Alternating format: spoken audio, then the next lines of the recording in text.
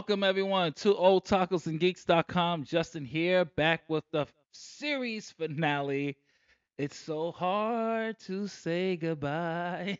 But yes, we're here for the series finale of Pinfall Rewind. I just want to thank everybody that was watching this series here, this playlist here on the channel. And as I am winding down, doing my final videos, I'm wrapping up. I will finish the Women of Anime. Those will be my last videos here on the channel as I transition to what I'm going to be doing over at Imaginative Visions and, promoting my books and everything else. That being said, my friends, as I said, episode 10 was going to be talking about my two favorite wrestling games of all time. Day of Reckoning 1 and Day of Reckoning 2 for the GameCube. And the Day of Reckoning series is the nucleus. It's truly the beginning, the start, the birth of our real creative wrestlers that you see here on the channel for the UWL. Shameless plug. If you haven't checked out our universe mode, check out from season one. Go to the playlist section. Check out season one to now so you can see how much we've progressed, the stories, everything. Just check out the UWL. That being said, my friends, this truly was the nucleus for the UWL, and this truly was the blueprint of modern day wrestling gameplay. And in the mid 2000s, professional wrestling games were in their golden era. Titles were releasing yearly, rosters were stacked, and developers were kind of experimenting with how to best transition the drama, the athleticism of WWE into this interactive art form. While much of the spotlight landed on the PlayStation releases like Here Comes the Pain, the GameCube quietly hosted a pair of titles as you saw from WrestleMania 18, 19, but the ones that really got the cult following that really stood out was the Day of Reckoning series with WWE Day of Reckoning 1 and WWE Day of Reckoning 2.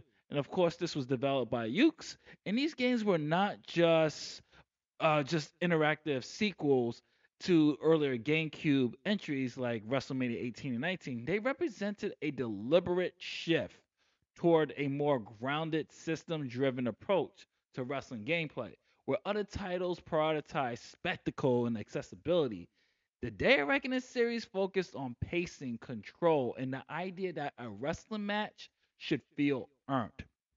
Despite this, though, the games were often overshadowed in their time. Today, however, they stand as some of the most mechanical, thoughtful wrestling games ever produced. And some say that Day of Reckoning series is truly the heir apparent sequels, spiritual sequels to No Mercy in the WrestleMania 2000 games. So let's talk a little bit about that gameplay because at the heart of both games lies a gameplay philosophy that sets the team apart from the contemporaries, I should say. Rather than allowing players to immediately execute powerful moves, the system required a collar and elbow tie up before most grapples. The simple mechanics fundamentally change the rhythm of the matches. It forces players to think about positioning, your timing, and definitely momentum. Momentum played a huge part of this game, especially with the momentum shift, your stamina. You had to watch all that. Reversals too are not forgiving. They demand precise timing. And like as I said throughout my whole GameCube Pinfall Rewind, Dez is notorious. This guy is the Thanos of reversing when it came to Day of Reckoning. And you really had to be precise with your timing, and it rewarded you when you learned the animations, the anticipating your opponent's next move. And it's created a dynamic where matches are less about button mashing, more about reading your opponent. What you kind of had to have like this tactical approach to it, like actual professional wrestling. By the time Day of Reckoning 2 was released, these systems have been refined even further. The sequel really introduced smoother transitions, more responsive counters, and submission system that felt like a genuine struggle rather than a passive animation. Submissions became interactive battles requiring players to engage in a test of endurance and control. And this to me still has the best submission based system because what they did with the strategy with the system, the submission holds, which you'll see when I play a match later, and I'll go a little bit more in depth with it. is that to you had this option when you had to use your C stick to determine what you want to do. Rest hold, you want to drain, and you submit the person. So you had to choose. Rest hold will actually do what they do in wrestling. It gets your stamina back up. They actually had some type of ring psychology in there. And I'll explain it further when I actually do a match in it. And it does a phenomenal job with that. And perhaps the most aspect of the gameplays, like I just said, is the match psychology. Moves are not just attacks; they combine to a larger narrative within the match, working a specific body part, building momentum gradually, and then timing a finisher felt meaningful. And the results gameplay loop that encouraged players to craft matches that resemble storyteller structure in the WWE. And let's talk a little bit about the damn story mode because the story mode, believe it or not, is interconnected. So it continues on from Day of Reckoning 1, where this is like one of the first storylines where you actually had to create a player. You had to create a wrestler. If you want to play story mode, you had to create a wrestler. And I love that because it brings you, the player, into the WWE universe. And it's the storytelling has always been a challenge, especially during the six console generations. But the way Day of Reckoning approached it is you created your wrestler and you're beginning their WWE journey. The narrative structure is built around progression, your rivalries, your branching paths.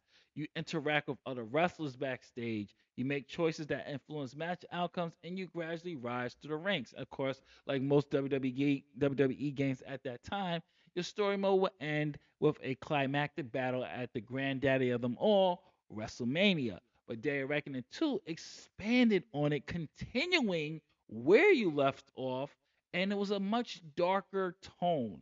You introduced themes of betrayal, jealousy, and revenge. Relationships with other wrestlers evolve over time. And hey, Stacy Keebler was your girlfriend in that one. And the narrative attempts to create a sense of continuity that was the rare for a game like this. The fact, and I think, correct me if I'm wrong, I believe this is truly the only WWE game that has a career mode that expanded on the same character from directing it from the first game to the second game. So it was a continuation, which I thought was really good. And however, the limitations of the hardware are evident. The character animations and the cutscenes were a little stiff. Facial expressions were minimal, but it still was a sight to see in that time frame, in that timeline, as we say here. But story mode was great. I remember you had to choose between The Undertaker or Triple H, and it was SmackDown or Raw. I don't want to spoil it if you ever want to play it, but if you get a chance to play Day of Reckoning, you definitely have to play the story mode. Now let's talk about the visual presentation between. Let's talk about it because graphically, oh man, graphically, as you can see here, this still holds up today. This, I, I Day of Reckoning 1 looks good, but Day of Reckoning 2, which you're seeing right now on my screen, still holds up to this day. There's just something about Day of Reckoning 2 that just gives us that big fight feel, that just makes it just such grand. Like, the character models are detailed enough to be recognizable. It captured the likeness of the WWE superstars. The lighting, the presentation, yeah, the animation when it comes to entrances sometimes was stiff, but it was way much of an improvement than what we got at WrestleMania 18 and 19. The arena designs were a really strong point. The game really successfully recreated the look and feel of WWE events. It completed with the lighting effects, the stage setups. However, we still had our full entrances, and it was just something grand to see. You also have some really good crowd chants like the Holy S. There was no broadcasting, which, at that time, honestly, in hindsight, looking back, it wasn't like 2K level type of broadcasting. There's no broadcasting this. You had this generic rock music where, truthfully, you can turn off and just broadcast yourself like me and Des do. And I thought it was pretty good. Sound will probably be the weakest part here because even in story mode, the wrestlers did not voice their characters. characters. They didn't voice themselves, so you didn't hear Stacy Keibler during the career mode. If there was one place I feel like sound should have been, it should have been definitely in the story mode where we got to play our characters and hear the other wrestlers interacting. Because here, other games later on, like SmackDown versus Raw, would have the wrestlers dubbing themselves. So I would have to say that the in-ring sound effects is serviceable. Entrance music is great. It sounds decent enough, but I would say the sound was the weakest point in their reckoning. And despite the shortcomings, and finally, we're going to say this. Despite the shortcomings, the Day of Reckoning games excelled in replay value. The Creator Wrestler mode was truly one of the best at that time. Way better than Here Comes the Pain. So much details. I mean, just the way you could do lighting. Like, I'm going to go through everything when we get to the Let's Play Day of Reckoning so you can really see what I've been talking about. The multiplayer was a highlight. I mean, the classic matches that Dez and I Dez, Ryan, Tommy. These are my boys, obviously. Timmy, and some of these guys you've seen their creator wrestlers in UWL. Of course, uh, shout out to Timmy. He created the Flex. Shout out to Tommy. He created Hacker, who might return down the line. We're not sure. Shout out to Ryan. He created RV. Of course, Dez's main guy is Ether, and me, of course, I use J Will. So these were our staple guys, and we created so much memories in this. I will never forget the time I the flex was it was a fatal four way TLC match, and the flex was climbing the ladder, and I drop kicked him off the ladder, literally hit him in the face, and he flipped. Just like there was no real like rad dog physics there, but the way he flipped, when you see Timmy's face, he was just like, oh my god. We had so much good moments in that. And just to mention the evolution from Day of Reckoning 1 to 2 is just amazing. Rather than reinventing the formula, Day of Reckoning 2 built upon it and addressed many of the original shortcomings. Gameplays became smoother and more responsive, animations are improved, and the overall experience felt more polished. The story mode gained depth, and the presentation was just great when it came to the enhancements. The way Des was able to create when it came to the entrances, the lighting, you being able to choose your camera mode, your camera angles, and things of that nature. There's certain things that Day of Reckoning did that I wish they would bring back, and I'll get a little bit more detail into that when we get to the Let's Play Day of Reckoning section. And finally, my friends, the Day of Reckoning series may have not achieved the same level of recognition of Here Comes the Pain, which is unfortunate because honestly, it is a better wrestling game than Here Comes the Pain. Yes, I said it, and I will definitely say that Day of Reckoning is the spiritual successor of No Mercy in the WrestleMania 2000 games. I think it took that type of Aki engine type of gameplay and just really expanding upon it. And yes, there's shortcomings when it comes to sound, and of course, no lack of commentary, but it didn't need that. What Day of Reckoning all boils down to is what always boils down to, and that is in that ring and what you're able to do in that ring. And that's what made Day of Reckoning such a great game. And not to mention the Undertaker's entrance is awesome. So, in the era where many sports titles focus on accessibility and spectacle, these games dare to emphasize control, timing, and narrative within the ring. They challenge players to think like wrestlers to build matches rather than simply execute moves. And for modern day players and developers alike, revisiting these titles offers valuable insight into what makes a wrestling game truly compelling. It served as a reminder that beyond the lights and the pyrotechnics, the essence is wrestling. And that's what's so great about Their Reckoning because that is the main core and nucleus of, for me, my favorite WWE game of all time, Day of Reckoning 2, is the wrestling. With that being said, my friends, that was a little bit of a retrospect overview. Now, let's play Day of Reckoning 2. All right, before I actually get to a match, I wanted to show you what I was talking about earlier about the creative wrestler. and how you're doing the entrances and some things I wish that will return. Of course, you have your theme song, you have your Titantron you can do, but they actually had walking styles here. Like you had your generic walks. It wasn't just like the templates that you get from 2K. So like you had the Rock's template action. You're gonna walk like the Rock.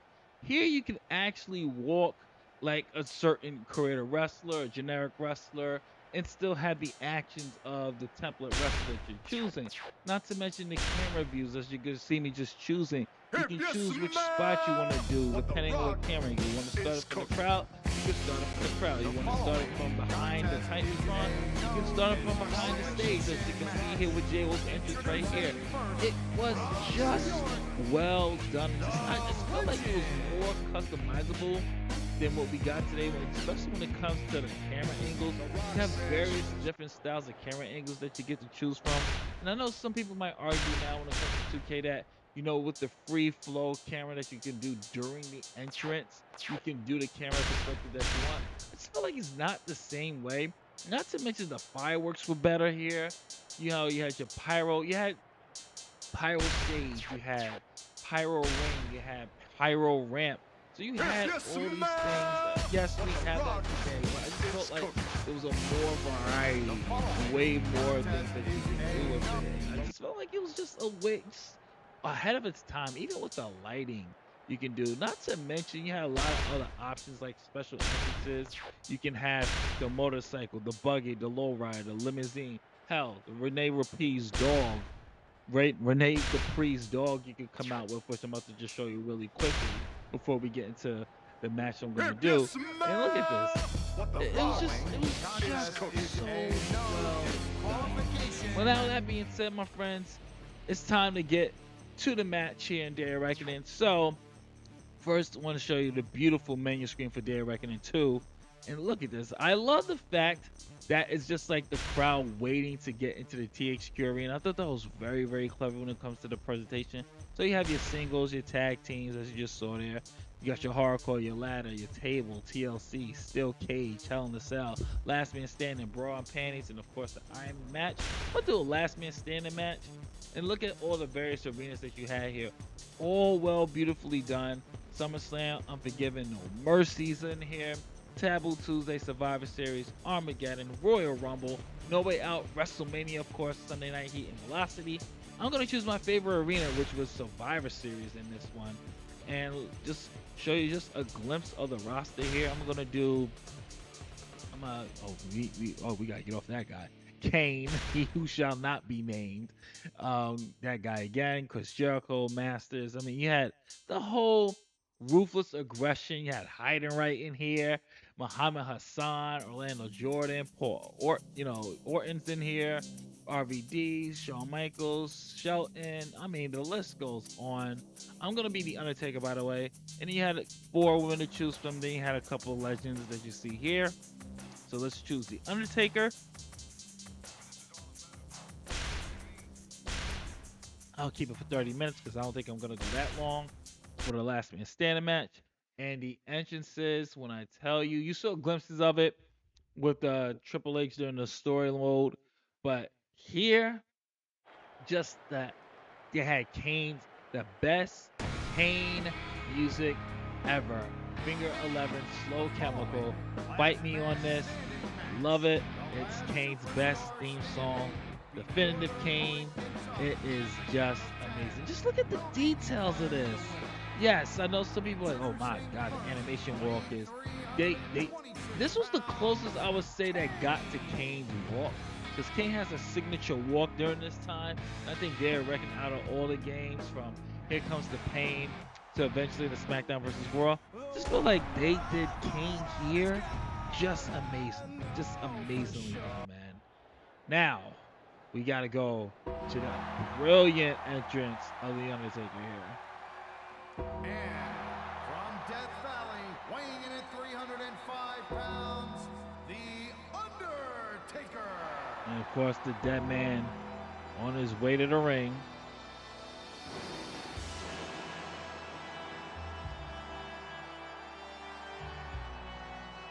And that's why the Survivor Series, see how the characters are changing with the art style? This was always my favorite Survivor Series arena. ever. Like hands down, this one's the GOAT.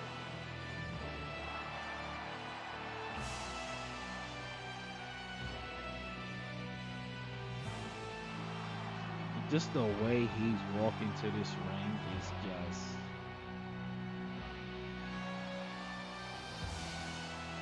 graphically, camera wise, like they knew exactly what to do with this. It's just brilliantly done, folks. It doesn't get any bigger, it doesn't get any better than the Day of Reckoning series. Yes, other games have more features, but just the love. Look how detailed. Like the graphics still hold up to this day. You can't tell me that the graphics don't look good for the GameCube. Like GameCube is one of the most underrated systems of all time. I truly believe that. It's one of Nintendo's unsung heroes, and this is truly the unsung GOAT of professional wrestling video games. And the loading time for the time period wasn't too bad. It's like a good 15, 25 seconds. And here we go. Got Kyoto as the referee. Now you had your strikes with the B button. X was to pick them up. Y was to run. Ace for your grapple. And your L and R triggers were to reverse. Oh, clothesline, hard one too. And then one thing about this game is the fact, remember I was saying that momentum, stamina. So if you see the blue indicator there, that's your stamina. The more you drain, the harder it's gonna be for your match. And one thing I love about this game is the selling. Selling is so underrated in Day of Reckoning because if you work on a ligament, like you don't really see it today, like in a lot of the wrestling games. But when you're working on a ligament, which I'm gonna do eventually in this match, like if you're working on a ligament, they will sell it. Like they will start holding their arm, they will start limping. The damage carries over throughout the course of the match. The longer you go, which is just something that you really see. Like so, I'm gonna start working on the leg right here. And one thing I want to talk about is you saw that meter there. You had submit, taunt, rest, hold, drain. You get to drain them. You taunt will help you get more of your finisher quickly. Rest hold will restore your stamina. Drain will drain them. And submit will help you get them to tap out a little bit more faster. Notice that I hit Kane in the face and he started holding his head. And he's holding his head because if you look at the indicator, it's yellow. The selling is crazy. So I'm going to keep working on this arm so I can show you what I mean by the selling point here. Working on that arm bar. Now watch this. Look at that. See? He is selling the arm. Something that you rarely see these days in these wrestling games. They need, and this is one thing I said, they need to go back to that ring first, storytelling first, inside that ring. A lot of games today are spectacle. Even in the AEW games, it's a spectacle. They need to get back to that nitty gritty type of sell points here. All right, let's taunt. I'm trying to remember how it's been a minute. I'm trying to remember how to get a weapon. So I'm just taunting. So let me pick him up. Let me give him a nice tombstone here on the outside. I'm so used to 2K now. I'm expecting the ref to count the minute he's down, but no, there's like a certain trigger. He has to be like close to KO. He has to be KO'd in order to. He has to be in KO mode in order to, for the ref to count. So I'm gonna keep beating Kane with the chair, working on that arm and that stomach. See how he's selling it? That's the great thing about Day of Reckoning was selling. And one thing they also introduced was the momentum lift in Day of Reckoning 1. That carried over into that Here Comes the Pain and future SmackDown games as well. Is where if you had someone like the Big Show and your Rey Mysterio, hell, if you were someone like Undertaker or John Cena, you couldn't just slam him like you do in today's games. You literally had to button mash, get to that meter, and slam him that way. You had to earn. The thing about Day of Reckoning is that they really were about the wrestling first. And that's why I say it's the unsung GOAT. And for me, it is for me to go. And here's the momentum shift. This is what I was talking about. Well, momentum is everything. Kane was able to switch the ties. Now he took my momentum, and now I'm blue. Now I'm gonna have to kind of haul ass because I can lose this match now because Kane turned the tides. But he also still has to do damage because it's a last man standing match. But if this was like a pinfall match, he could have easily pinned me. I could have lost. But he's still selling. Look, he's still holding that head because of the damage that the Undertaker did. Look at the crowd as well. Crowd looks good. Arena looks good. This was just really to this day. I feel like it's still ahead of its time. I still feel like it took what No Mercy did and just expanded upon it and made it much more better. I think this is like the full-blown vision of No Mercy. Fortunately, there's no backstage areas or anything like that. But I think from a gameplay mechanic and gameplay-wise, graphically, sound, minus the sometimes generic rock music that you get in this one, Day of Reckoning soundtrack was better than Day of Reckoning 2 soundtrack. If you guys remember the song The Core, Lead Me to the End, then you know what I'm talking about.